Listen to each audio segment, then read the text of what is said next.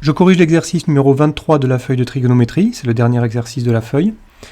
On considère un circuit RC parcouru par un courant d'intensité I de t égale I indice M cosinus 10 pi plus phi, où phi est un réel entre 0 et 2π. La courbe représentative grand C de I est donnée ci-dessous. Donc I c'est l'intensité et t c'est le temps qui s'est écoulé. Alors, par lecture graphique, déterminer l'amplitude de I et la valeur de I de 0. On voit qu'on a un signal sinusoïdal. L'amplitude, on sait que c'est la valeur maximale de ce signal. Donc, graphiquement, l'amplitude, on la lit ici, c'est le maximum, le point le plus haut qui est ici. Donc voilà, et en ordonnée, on lit que l'amplitude vaut 1,5. Alors cette amplitude dans le cours, on l'avait notée grand A. Mais si vous regardez notre signal, d'habitude, quand on a un signal sinusoïdal, on a f de t qui vaut, par exemple, grand A cosinus, ici c'est un cosinus, oméga t plus phi. Donc vous voyez que le grand A, ici, ce qui va correspondre à grand A, c'est IM, ce qui multiplie le cosinus. Donc l'amplitude, ici c'est IM, au lieu de grand A, c'est juste une question de notation, qui vaut 1,5. Donc question 1, l'amplitude vaut ici IM égale 1,5. 1,5 ampères, puisque c'est une intensité.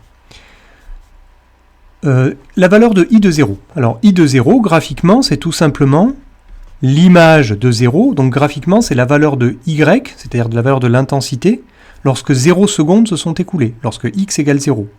C'est-à-dire justement le point d'intersection avec l'axe des ordonnées. Donc pour I de 0, on retrouve ce point-là, c'est-à-dire on retrouve IM. Ça, c'est un hasard, c'est ici parce que le signal n'est pas décalé. Vous êtes d'accord ? I de 0, c'est pas forcément l'amplitude, mais ici sur ce signal-là, c'est le cas. Donc I de 0 égale 1,5 aussi, puisque c'est l'amplitude. Question 2, petit a, déterminer I de 0, mais en fonction de phi. Donc cette fois-ci, c'est plus graphiquement. La première question, c'était par lecture graphique. La deuxième question, c'est I de 0 en fonction de phi. Pour ça, il faut revenir à la formule qui nous était donnée. Donc on a I de t qui vaut IM cosinus 10 pi t plus phi. Donc je vais remplacer t par 0 pour savoir combien vaut I de 0 en fonction de phi. Donc je remplace t par 0, ça me fait IM. Alors IM, je la connais sa valeur, je la remplacerai après.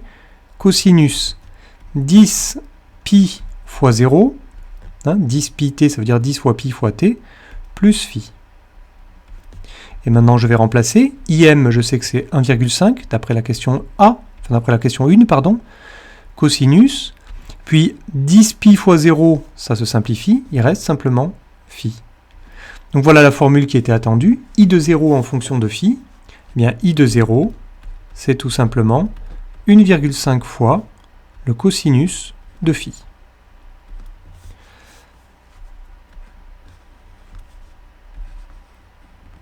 Question petit b, en déduire, donc en déduire, je vous rappelle, ça veut dire vous utilisez les résultats que vous avez trouvés avant. En déduire la valeur de la phase à l'origine, c'est-à-dire de phi, entre 0 et 2π. Alors, qu'est-ce qu'on a vu dans les questions précédentes ? On a vu que I de 0, c'était 1,5 dans la question 1, et d'autre part, I de 0, c'est 1,5 fois cosinus phi. Donc, on peut dire que, en comparant ces deux résultats, grâce à ce résultat et celui-là, ce qu'on peut dire, c'est que I de 0, c'est à la fois 1,5 et 1,5 cosinus phi. Donc 1,5 cosinus phi est égal à 1,5. Ces deux valeurs-là valent I de 0, toutes les deux. Et donc ça me donne une équation où phi est l'inconnu. Donc ici, comme j'ai une multiplication là, on va commencer par diviser par 1,5, qui nous gêne. Donc je divise par 1,5 à gauche et à droite. Qu'est-ce que j'obtiens ? J'obtiens à gauche cosinus phi et à droite 1,5 divisé par 1,5, c'est-à-dire 1. Donc maintenant, cosinus phi égale 1. On peut refaire rapidement un petit cercle trigonométrique. Qu'est-ce que ça veut dire que le cosinus vaut 1 ? Ça veut dire que je suis... Alors, mon cercle n'est pas très beau, mais on comprend. Ça veut dire que le cosinus, je vous rappelle, on le lit en abscisse, ça veut dire que je suis ici. D'accord ? C'est ce point rouge que je viens de dessiner là. Je vais le faire plus gros. Voilà. Pour ce point rouge, le cosinus vaut 1. Et donc, combien vaut l'angle correspondant? L'angle correspondant, si je suis ici, c'est 0. Soit 0, soit 2π.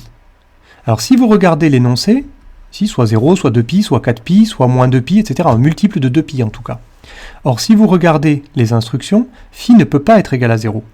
Phi, il est compris entre 0 et 2π, mais 0 exclu. Et donc, phi va être égal à 2π, puisqu'on impose à phi d'être compris strictement entre 0 et 2π. Donc je vais écrire ça comme phi appartient à l'intervalle 0, 2π. Donc je répète, ce qui est important ici, c'est que 0 est exclu, donc phi ne peut pas être égal à 0.